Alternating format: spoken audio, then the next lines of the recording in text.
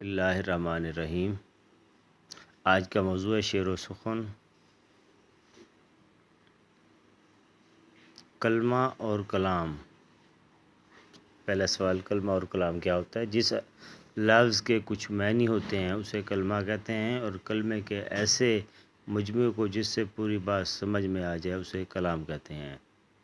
شعر کسے کہتے ہیں؟ لغت میں لفظ شعر مصدر ہے جس کے معنی ہیں جاننا یا کسی چیز سے واقف ہونا، لیکن عام طور سے لفظ شعر مفعول کے معنی میں استعمال ہوتا ہے جس کے معنی ہیں جانی ہوئی چیز۔ شعر کو بیت بھی کہتے ہیں، دو مصروں کے ایک شعر کو بیت بھی کہتے ہیں۔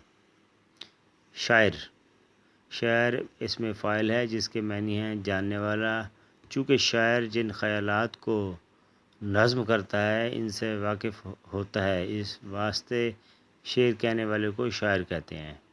مصرع، شعر کے دو حصے ہوتے ہیں، ہر ایک حصے کو مصرع کہتے ہیں۔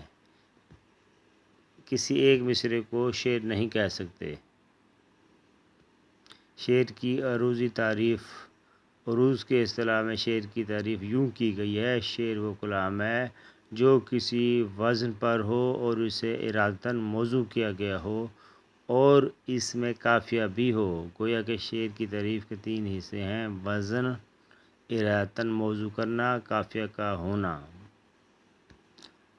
آخری دیکھیں، وزن سے مراد ہے کہ شعر کے تولنے کے لیے جو پیمانے مقرر کیے گئے ہیں